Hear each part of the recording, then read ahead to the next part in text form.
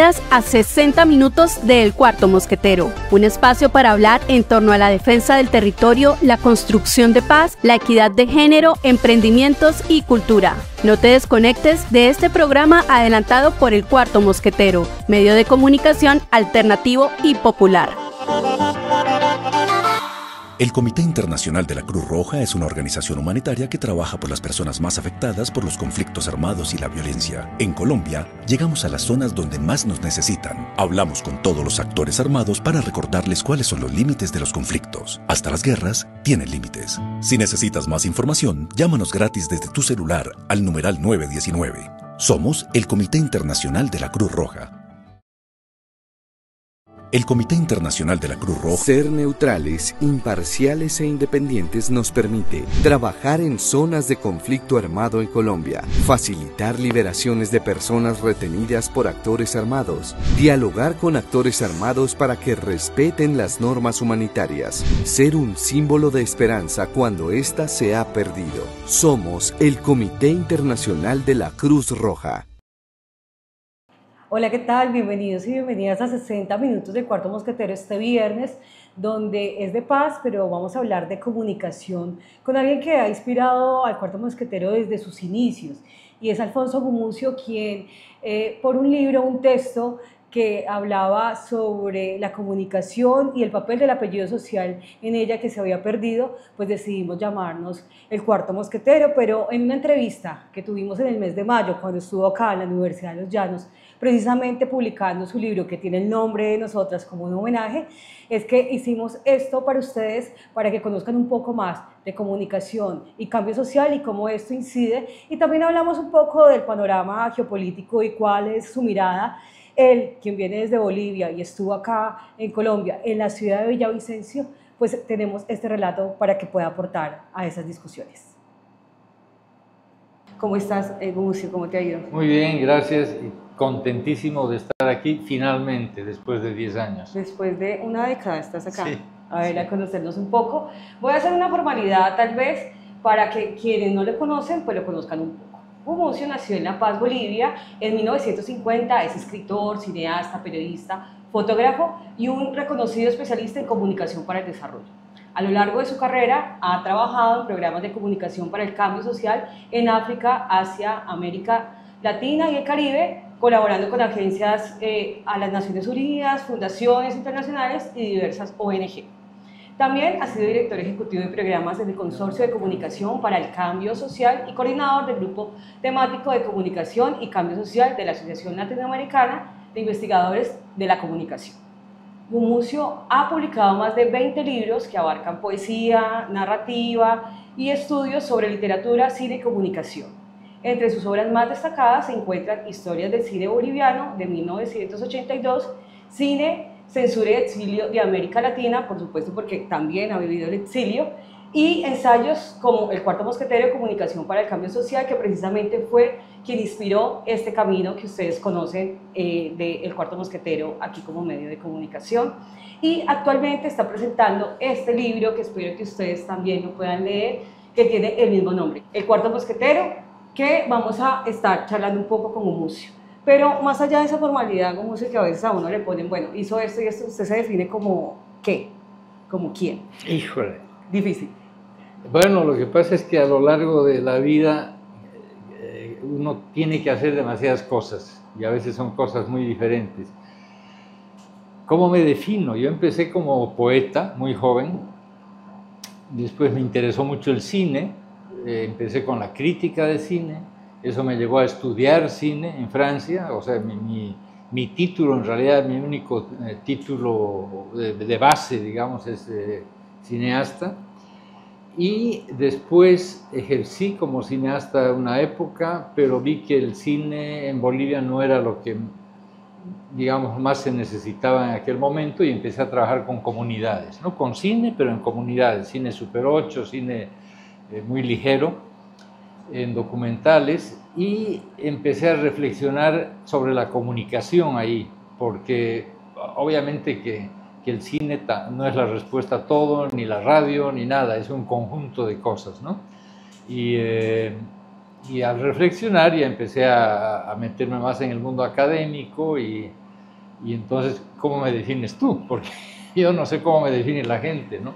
Pero sí, yo creo que soy alguien que está en el mundo de la creación, no soy un académico duro, no me considero al menos, aunque hay gente que dice que esto ya es teoría, pero para mí es reflexión basada en buena medida en las cosas que yo he hecho en varios continentes que tú has mencionado. Y entonces estoy en un momento en el que ya le pongo fin a la parte de reflexionar sobre la comunicación. Creo que ya puse el huevo, como dicen, ya ese es lo que puedo dar, y me dedico más a la poesía, al cine y a cosas que me interesan, como escribir biografías, por ejemplo, que es algo que me interesa mucho.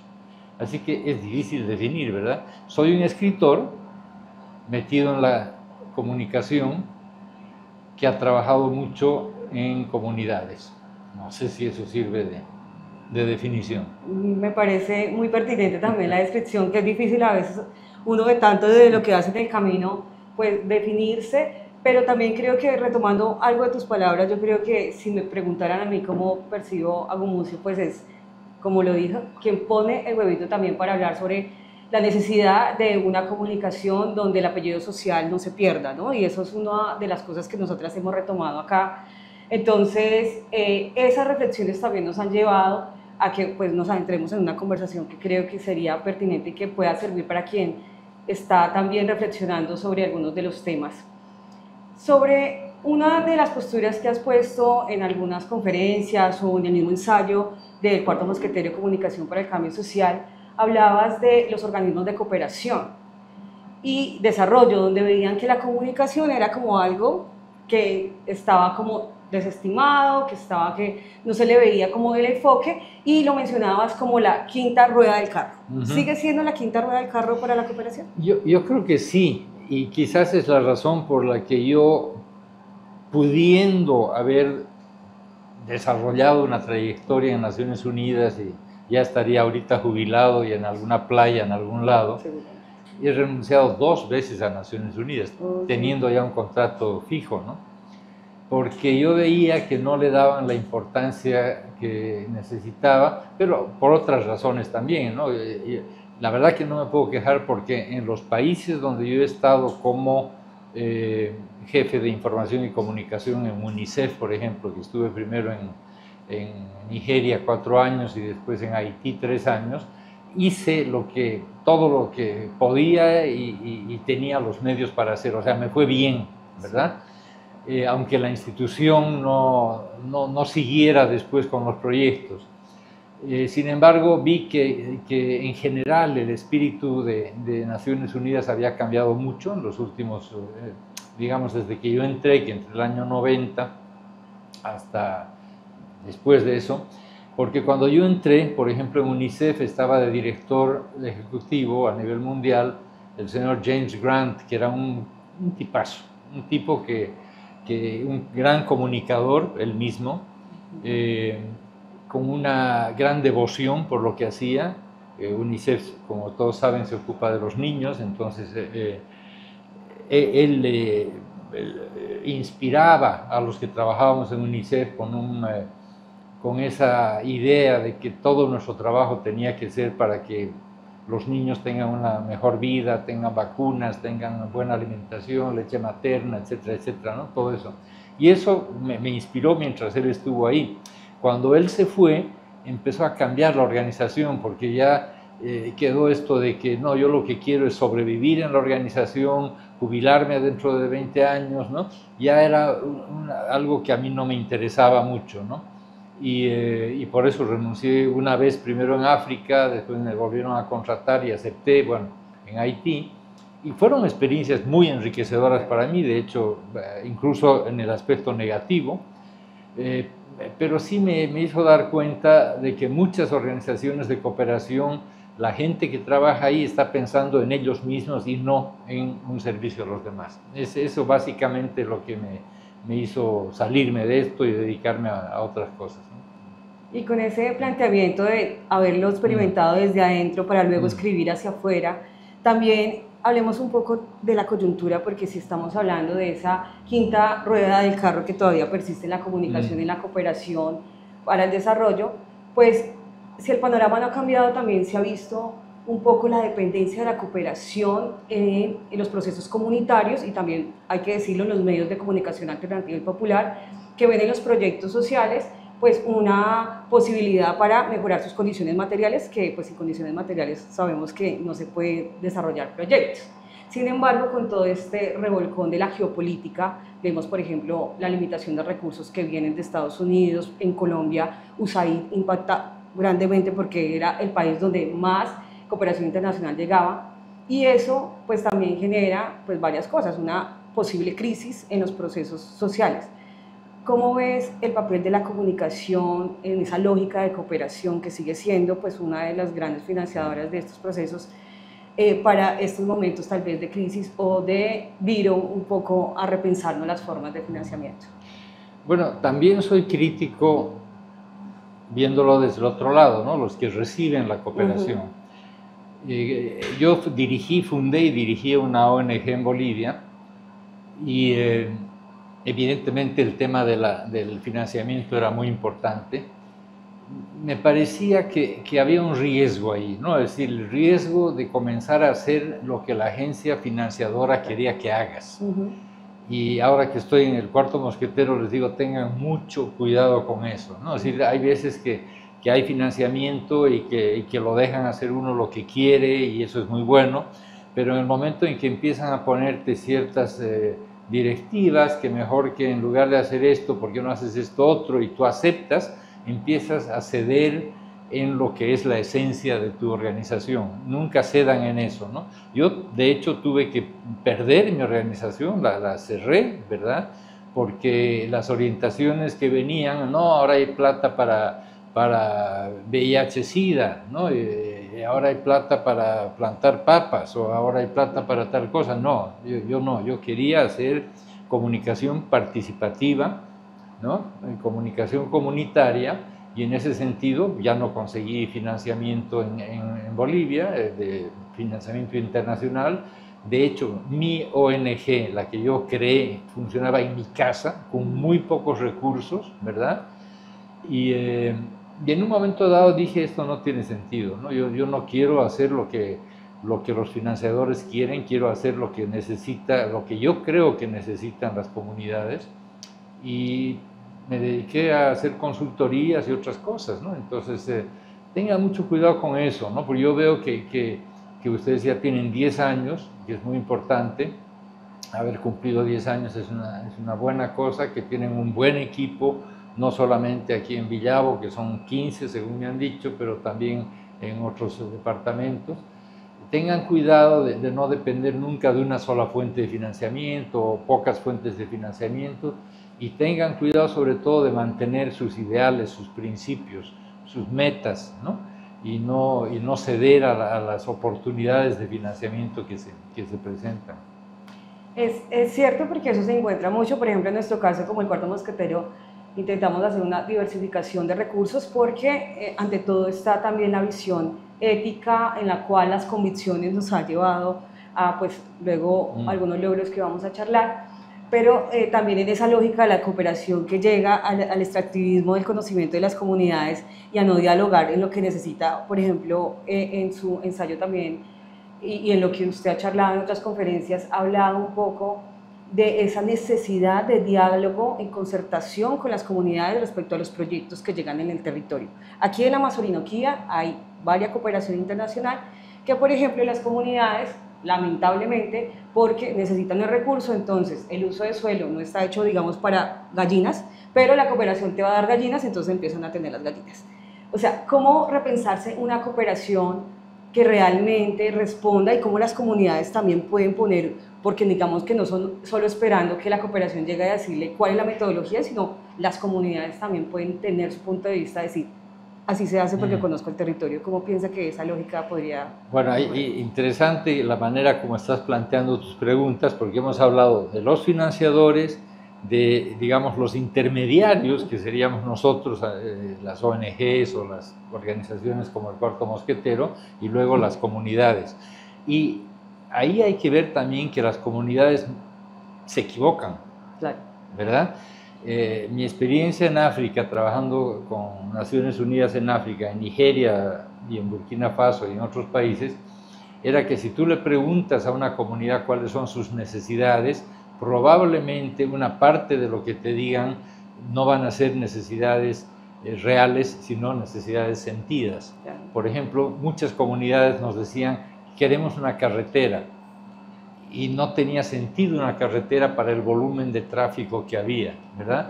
Y en cambio nunca te decían necesitamos inmunización, porque no sentían la inmunización como una necesidad, aunque sus niños estaban enfermos, ¿verdad?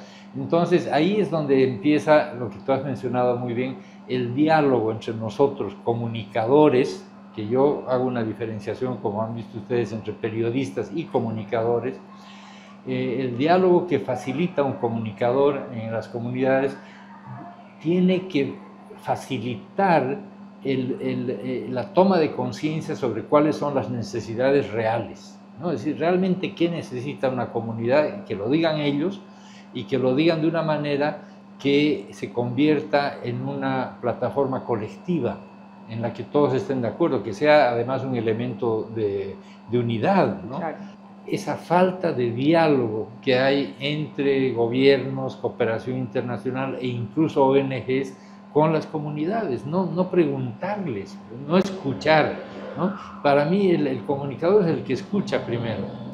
Yo trato de ir lo más abierto posible a las comunidades con el deseo genuino de aprender, ¿no?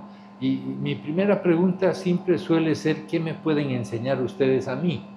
Porque todos tienen algo que enseñar. Claro. Las señoras te pueden enseñar a hacer crochet, o a tejer, o a coser, o a, qué sé yo, a cultivar hortalizas, ¿no? Entonces, bueno, un poco esa siempre ha sido mi actitud, es privilegiar sobre todo el diálogo como manera de empezar y ver si la comunidad quiere o no que trabajemos con ella. Claro. Porque hay comunidades y es legítimo que te pueden decir, nosotros no necesitamos, ¿qué es esto de la comunicación? Váyanse, ¿verdad? Claro. Es legítimo, su derecho.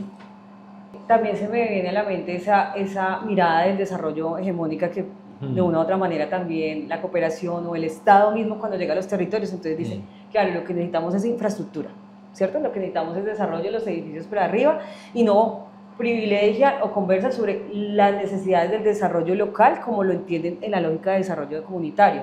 Entonces eso pasa frecuentemente, este ejemplo como sigue pasando, pese a que muchas personas ya lo han escrito, lo han enunciado, lo hemos mostrado, pero sí hay un tema de que, por ejemplo, nosotros estamos sobre todo en la ruralidad y en las periferias, por las dinámicas territoriales también y por una necesidad de conversar y dialogar con las comunidades, y allí sobre todo es una marginación sobre no están desarrollados, ¿no?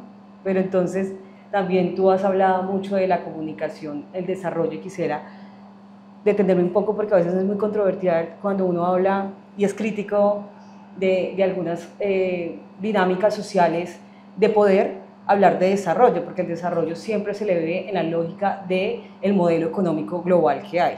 ¿Cómo tú miras el desarrollo? Igual, desde la experiencia, y he tenido el privilegio de tener experiencias muy lindas. Por ejemplo, quiero comparar lo que yo vi en Nigeria, cuando trabajé ahí 4 años, y lo que vi en Bangladesh, por ejemplo, cuando estuve haciendo consultorías, ¿no? En Nigeria, una escuela era una casa de cemento caliente donde estaban calcinados los pobres chicos adentro, ¿verdad? Con frecuencia era solo el edificio, como he dicho también en Burkina Faso. No había profesora porque pensaron en el edificio, no pensaron en los bancos, no pensaron en los cuadernos, no pensaron en la profesora. Esa mentalidad que yo le llamo el desarrollo cementero, ¿no? De cemento, lo que tú has dicho de infraestructura. En cambio, en Bangladesh tuve oportunidad de conocer, de visitar, me invitaron los de BRAC, ¿no? Y los de Grameen Bank, que son 2 grandes instituciones de las cuales el inspirador fue Mohamed Yunus, que fue Premio Nobel de la Paz. Yo lo conocí a Mohamed Yunus antes de ser Premio Nobel de la Paz, justamente cuando visité Bangladesh. Y en Bangladesh una escuela puede ser un enorme árbol con una linda sombra y los niños sentados con las piernas cruzadas en el suelo, la profesora y ellos con unas tablitas de estas de pizarras pequeñas haciendo sus ejercicios. No necesitan muros, una escuela no son los muros, ni los asientos siquiera, es la profesora y la relación que se establece con los niños, ¿no? Entonces, entender el desarrollo como quieren que lo entendamos los países industrializados es un gran error. Y esto, bueno, está dicho en muchos textos, no solamente míos, de mucha gente, viene un poco de la posguerra, ¿no? Después de la Segunda Guerra Mundial, la idea de que Estados Unidos, sobre todo, gran productor de todo tipo de cosas, tenía que reconvertir su industria de guerra en industria de paz, y en lugar de fabricar tanques, fabricar tractores, y en lugar de fabricar, qué sé yo, bombas, fabricar lavadoras, secadoras de platos, de esto y del otro, ¿verdad? ¿Y a quién lo vendía? No podía venderlo a Europa porque Europa estaba bombardeada, debilitada, sin recursos, ¿no? Que fue muy bueno para los países coloniales porque aprovecharon para independizarse, ¿no? Dijeron, Francia está mal, vamos a independizarnos, ¿no? Pero bueno, Estados Unidos tenía que vender lo que producía y ahí vino toda esta idea que impuso a través de la información, que yo, no necesariamente comunicación, de decir, la vida es feliz si usted tiene una lavadora. Si usted tiene la línea blanca, usted ya está en un estatus diferente, ¿no?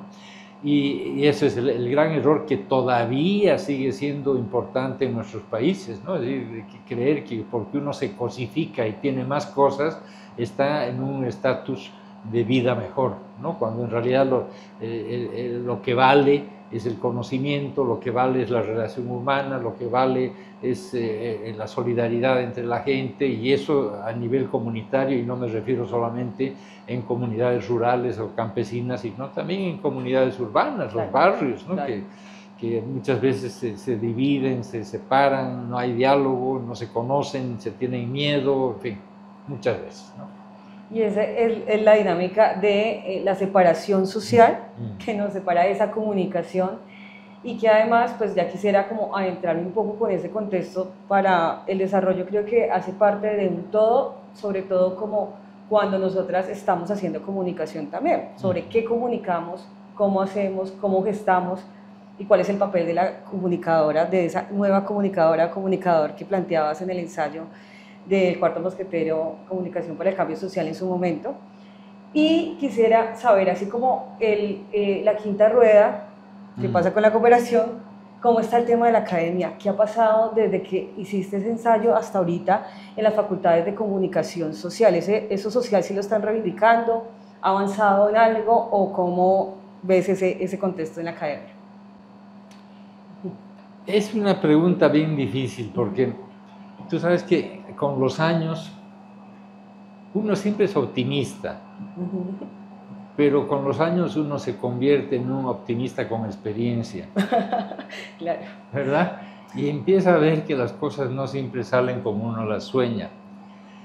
Pero debo decir algo, y es bien importante, que uno de los países de América Latina donde más se ha desarrollado este concepto de comunicación participativa, de la comunicación como proceso, es Colombia. Porque a nivel académico, que ahí voy a tu pregunta, se han creado maestrías en la Santoto de Bogotá, en la Uninorte, en la Uniminuto, que después a veces han cambiado de nombre o no han funcionado o se han cerrado, eso sucede muchas veces, pero se crearon por lo menos 3 maestrías. En un momento dado, Colombia era el país que tenía más especializaciones, digamos, en comunicación y cambio social. Ahora, ¿por qué son importantes las especializaciones? Eso es algo que también lo digo en algún texto, porque está muy bien el trabajo que hacemos a la base como facilitadores de procesos de comunicación, pero si no tocamos el poder, si no nos sentamos con los que toman decisiones, no vamos a avanzar mucho. Vamos a avanzar a nivel comunitario, pero no a un nivel en que se se dicten, se establezcan políticas nacionales que favorezcan este tipo de cosas, ¿no? Entonces, por ejemplo, cuando hablamos de radio comunitaria, se ha hecho un gran trabajo a partir de la experiencia boliviana, de la experiencia peruana, colombiana también, de manera que ahora tenemos una legislación que favorece a la radio comunitaria en lugar de perseguirla, como sigue siendo el caso en Guatemala, en El Salvador, etcétera, ¿no? Y lo mismo en general ya con la comunicación y el cambio social. De alguna manera la academia tendría que ser la interlocutora con el poder, con el Estado. Es decir, necesitamos, yo siempre uso una palabra que puede sonar fea, pero es jerarquizar la comunicación y el cambio social. Jerarquizarla en el sentido de que tengamos gente que se siente en la mesa de los que toman decisiones. ¿Qué sucede normalmente? Y es que los que toman decisiones, pongamos en un Ministerio de Salud, ¿no?, que dicen tenemos que hacer tal tipo de trabajo a nivel de las comunidades, toman la decisión los médicos, los especialistas en inmunología, esto, el otro, y después le dicen al departamento de comunicación, háganos 50 videos, háganos esto, háganos programas de radio, etc.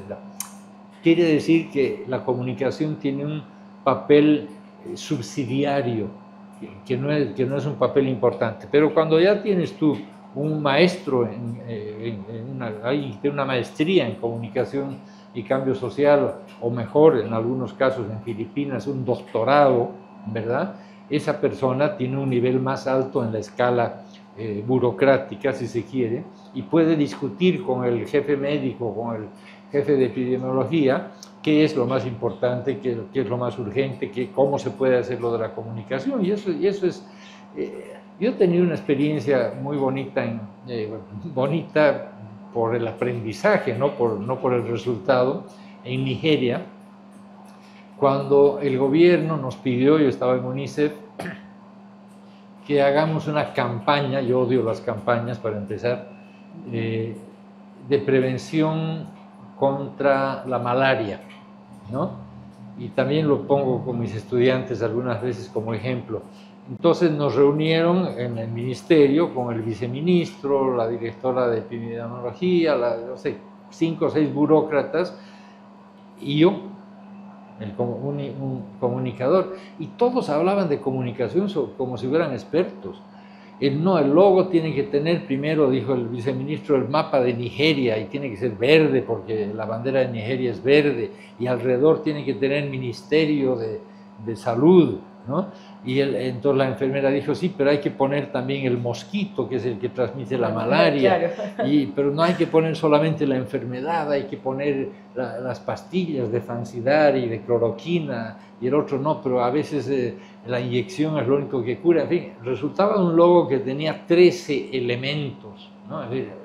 Eso no es un logo, ¿no? Si yo te digo cuál es el logo más simple que tú conoces y que es identificable, ¿qué dirías? Yo diría que la Cruz Roja. ¿Cuál? ¿La Cruz Roja? La Cruz Roja, por ejemplo, si hablamos del sector social. Y si comercial. McDonald's puede ser. McDonald's, Nike, ¿no? ¿Verdad? Sí. Que son las cosas más simples, ¿verdad? Pero esta mentalidad de llenar un logo de 8 mensajes diferentes, claro. Bueno, para decirte que si uno no se sienta en esa mesa de negociación entre la gente que toma decisiones, no puede tener influencia en las políticas de Estado, ¿no? A eso voy. Entonces la academia, porque tu pregunta venía de la academia, ha logrado, yo creo, en muchos países, sentarse en la mesa del poder, ¿no? Y de alguna manera cambiar la reflexión. En radio seguro que se ha cambiado, ¿no? El 33% de las frecuencias de radio en Bolivia, en Perú, en Uruguay, en Argentina, aquí creo que también está reservada para radios comunitarias. Aquí además tienen todo el capítulo de radios indígenas, que también es interesante. Bien o mal, como tú quieras, pero por lo menos existe legalmente, ¿no? Y en eso de que, bueno, la academia, y que puede ser, si que la aclaraste, porque eso de jerarquías a veces genera mucho ruido, entonces hay que aclarar un poco. En temas de, bueno, interlocutar con el poder no es fácil, además que también generan unas condiciones que generan desigualdad también cuando a veces las comunidades llegan y entonces las embolatan, como decimos acá popularmente en Colombia. y pues dejar capacidades instaladas que trasciendan a largo plazo, porque a veces los procesos son muy a corto plazo, y la comunicación, más bien la difusión de la información, se ha vuelto de la inmediatez, no de procesos a largo plazo. Sin embargo, yo sí quiero preguntarte bueno, ya sabemos un papel que ha ganado la academia en ese trasegar desde que escribiste hasta ahorita. Sin embargo, todavía hay una imposibilidad de que algunas comunidades se acerquen o permitan que la academia esté dialogando y generando diálogo, porque hay una pretensión academicista también, que ruptura los diálogos y las conversaciones, porque viene desde la centralidad, viene desde la generalidad, y también viene de desestimar los saberes locales o los comunicadores locales que existen y que también están resistiendo sus territorios. ¿Cómo empezar a cambiar un poco eso para pensarnos esas personas, sobre todo que se están formando en comunicación para el cambio social? De no caer en ese lugar como muchas veces decimos, vamos a hacer investigación comunitaria y es el manoseo a las comunidades, ¿no? Mira, depende, es difícil generalizar, ¿no? Pero yo he visto experiencias interesantes en Colombia y en otros países donde los estudios y la investigación está muy vinculada a los procesos comunitarios. Es decir, que los estudiantes ya van con el chip de ir a aprender, ¿no? No solamente a pontificar y a decir esto, venimos de la academia y demás. Ayer justamente ayer tuve un encuentro muy interesante con un grupo de ingenieros, porque yo también he trabajado mucho el tema de cultura alimentaria, de ingenieros de la alimentación, agroecología, y uno de ellos, de los profesores que estaba conmigo en el panel, cuando yo le pregunté, ¿tú eres ingeniero agroalimentario? Me dijo, no, yo soy campesino. Yo soy campesino y además soy psicólogo social, pero en segundo lugar, ¿no? Primero campesino. Claro. Entonces, yo he visto eso en Colombia, de gente que yo he conocido chiquita, en el Magdalena Medio, por ejemplo, que eran del colectivo Pescado y Tambora, por ejemplo, en Cimití, ¿verdad? Y que ahora los veo de profesores en las universidades, ¿no? Entonces, desde chiquitos ellos han visto que la comunicación es otra cosa y en ese sentido es al revés, no es la academia que baja, sino la comunidad que sube y de alguna manera copa la academia también, ¿no? Y copa nuestras instituciones como esta de la sociedad civil. Entonces, eso es lo que me da más esperanza, ¿no? Que cada vez haya más gente que ya con una conciencia comunitaria bien firme, ¿verdad? Y con una conciencia sobre los problemas de medio ambiente, los problemas de salud, los problemas de relacionamiento humano, en fin, violencia, todo lo que tú quieras, llega a la academia e inspira a la academia y hace que los programas cambien, ¿no? Esa es pero evidentemente es difícil generalizar y sobre todo a veces uno se ilusiona con pequeñas muestras que uno ve y que no representan el conjunto de lo que es la academia, eso es cierto también, ¿no? Pero así es. Pero creo que hay un avance. Nosotras desde Cuarto Mosquetero conocemos muchos procesos, nosotras también somos un ejemplo de eso, como lo mencionas, y esperamos que pues, la comunicación para el cambio social se amplifique aún más, no solo en Colombia, sino en toda Latinoamérica, que es muy necesaria. Y sobre eso, ya adentrándonos un poco a este libro que les estoy mostrando acá y que ahorita nos vamos a contar dónde lo van a conseguir y que seguramente después de esta entrevista vamos a querer profundizar. Mencionabas al principio de la entrevista que este es como, vamos a cerrar este capítulo porque ya quiero, esos huevitos que puse, completamos la canasta de huevos con esto. ¿Es así? ¿Y por qué crees que ya con esto de pronto se cierra ese capítulo de la comunicación para ti? Mira, yo no soy como he dicho antes, no soy un académico, es decir, yo he estado vinculado a la universidad, sigo dando clases de vez en cuando, pero yo no tengo una carrera académica donde yo digo, ya, yo inicié esta línea y me voy a mantener ahí hasta que me jubile. Yo ya debería haberme jubilado hace 10 años, pero no tengo posibilidades de hacerlo, porque nunca he tenido en estos últimos 20 años una institución que me cobije, ¿no? Entonces, ¿por qué digo que este es mi último libro? los escritores cuando presentan un libro dicen, bueno, mi último libro sobre... No, este sí es mi último libro, no el más reciente, es el más reciente, pero además es mi último libro. ¿Por qué? Porque este libro de alguna manera reúne lo más importante de mi pensamiento a lo largo de los últimos 30 años. Yo creo que no, y digo el último porque yo creo que ya no voy a aportar algo original, innovador, creativo después de este libro. No tiene sentido seguir repitiéndome. Uno, a ver, funciona como en la música o como en la escultura, ¿no? Si tú ves Rodin, un gran escultor francés, y tú ves El beso de Rodin, o tú ves alguna de sus esculturas más importantes, hay 200 ensayos que él ha hecho para llegar a la escultura final. Los ha hecho de este tamaño, los ha hecho en barro, los ha hecho en piedra, los ha hecho en madera, los ha hecho, qué sé yo. Un escultor va trabajando los materiales y va perfeccionando su figura a lo largo de 20 años o 30 años, mientras hace otras cosas, como yo he hecho, ¿no?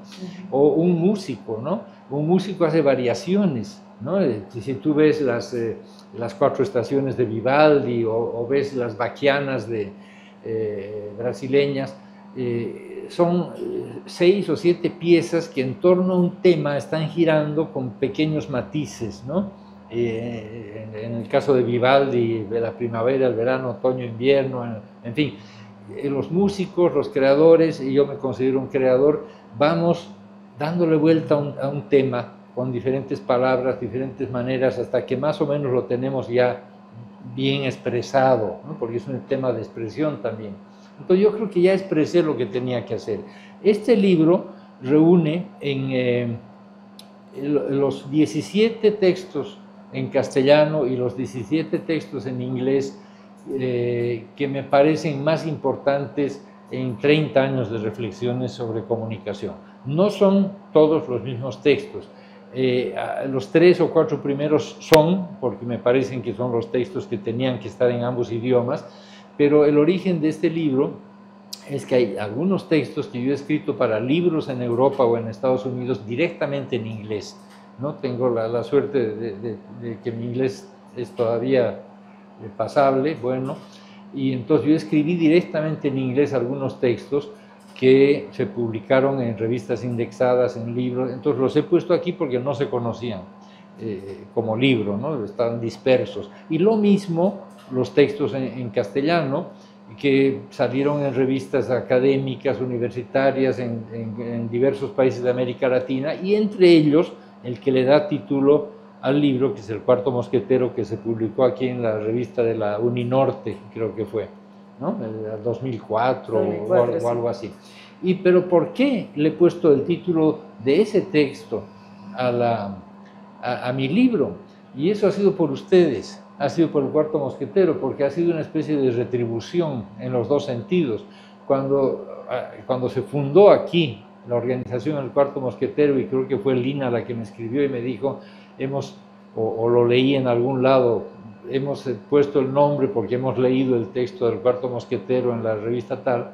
Yo me sentí evidentemente muy honrado, y a lo largo de estos 10 años, mal o bien, he ido siguiendo las actividades del Cuarto Mosquetero, que me interesa mucho, y como digo en el prólogo, es la hora de rendir homenaje al trabajo que hace el Cuarto Mosquetero, poniéndole ese título al libro. Entonces es un poco un homenaje a ustedes también. Bueno, no, pues muy emocionadas nosotras de este homenaje que nos haces, que además para quienes se van a empezar a leer El Cuarto Mosquetero, tanto donde iniciamos nosotras con ese artículo, que lo movemos, que lo charlamos, quien entra también empieza a leerlo, y que después de 2 décadas tenemos este compilado donde también hablan de nuestro proceso. Es un aliento también, Gumucio, para nosotras de seguir tal vez en esa coherencia de la comunicación para el cambio social que hemos intentado construir desde las enseñanzas, por ejemplo, de amplificar las voces, no de darle voz como algunas comunicadoras que hacemos, y también de priorizar un poco esas conversaciones y diálogos comunitarios que son tan importantes para la transformación de lo que de una u otra manera también está cambiando la sociedad. Entonces, Este libro, pues ya que adelantas aquí en la entrevista, que es también, escogiste entre los ensayos el nombre, quisiera como la última reflexión ya como para cerrar, a las personas que apenas están, digamos, tú cierras este ciclo, pero otras están abriendo esa posibilidad para repensarse la comunicación de otra forma. ¿Qué mensaje darle en ese camino que también está involucrado en temas de poderes, todavía de medios y de la mirada del periodismo, como siempre se ha hecho, de que muchas veces también tenemos que equilibrar el tema de nuestra ética de la comunicación y como organización, pese a la falta de recursos que también en este camino a veces pasa? ¿Qué mensaje podríamos darle a las personas? Bueno, yo creo que para cerrar quisiera decir que esta diferenciación entre el periodismo y la comunicación no dice mal del periodismo. Yo soy periodista desde que tenía 17 años de edad, publico todas las semanas, desde hace 40 años, semanalmente, un artículo, entonces tengo miles de artículos ahí publicados y me encanta el periodismo, ¿no?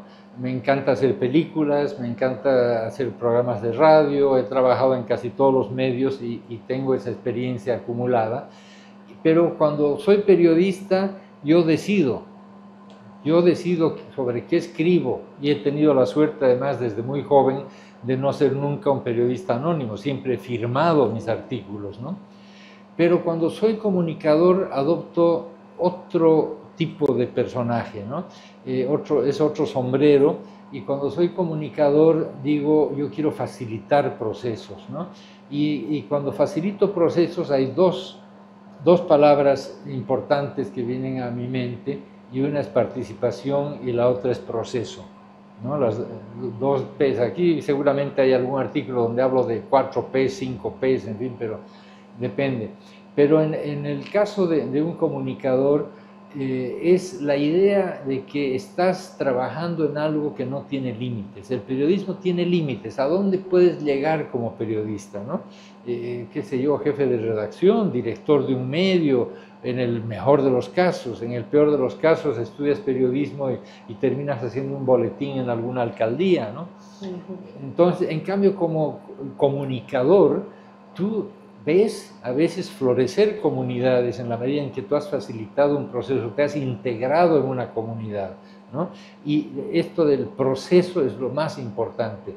Hay experiencias que no terminan en mensajes, ¿no? El periodista produce mensajes, el comunicador facilita procesos, eso es lo básico como enunciado, ¿no? Y cuando facilitas procesos, muchas veces en el proceso mismo de la discusión, del diálogo, de pintar un mural, de hacer colectivamente una peregrinación a algún lado, una obra de teatro de la calle, en ese proceso es donde se produce el milagro de la comunicación participativa, y no tanto si la obra de teatro salió bien, si el mural está perfecto, muy bien pintado. Ese es el resultado que es un plus, ¿no? Algo más que cuando lo mire la comunidad va a decir eso lo hicimos nosotros, ¿no? Un sentido de propiedad. Pero para llegar a eso tuvieron meses o quizás más tiempo de discutir la problemática, y ese proceso es lo más rico, y eso no te da el periodismo. Y con esa aclaración creo que esto es un proceso, no sé si me puedo atrever a decir que es un proceso, que más que las palabras escritas son las experiencias también de todo ese recorrido de Gumucio respecto a esta comunicación, esta apuesta por transformar y reivindicar lo social también en la comunicación. Ya, yo si no cumplo, no soy como, este es el final, ya la última es, ¿dónde van a conseguir las personas el libro? ¿Dónde vamos a conseguir este libro? El problema es que mi editor boliviano Plural no tiene, casi como todos los editores de diferentes países, no tenemos posibilidad, no tienen posibilidad los editores de vender en otros países. Claro. Entonces, yo lo que hago es, cuando sale un libro mío nuevo, voy cargando los ejemplares que le pido al editor y voy haciendo presentaciones. Generalmente se venden en las presentaciones. es bien difícil dejar en una librería y demás, porque nunca más sabes de los ejemplares, ya no, nadie más te rinde cuentas, no hay quien haga el seguimiento. Entonces, lamentablemente es eso, ¿no? Yo vengo a Colombia, traje, qué sé yo, un número de ejemplares, y ahí hice una presentación en la Javeriana de Bogotá, y esta en realidad es la segunda presentación del libro, ¿no? Pues después he estado involucrado en conferencias y otros encuentros, pero no para presentar el libro. Pero yo sí quería, y lo dije desde el principio cuando me invitaron a la Javeriana, dije, pero yo quiero ir a Villavicencio para conocer al grupo Cuarto Mosquetero y llevar el libro y presentarlo allá, ¿no? Y ya lo presenté antes, hace 2 meses en Guatemala, y también estuvo muy bien. Ahí se vendieron todos los ejemplares, por suerte, todos los que había llevado yo, y la próxima presentación va a ser en Perú, en octubre. Pues cerramos esta entrevista agradeciéndote sobre todo haber podido estar aquí en Villavicencio, también llegar acá y conocer nuestro proceso, y agradecidas también por este homenaje que también es parte de tu historia. Pues agradecido yo, porque esto es un trabajo casi conjunto, podríamos decir. Gracias. Gracias, Mumucia. Cumplir las normas humanitarias no es opcional. Los grupos armados y la fuerza pública en Colombia deben respetar y mantener a los civiles al margen de las hostilidades. Hasta las guerras tienen límites.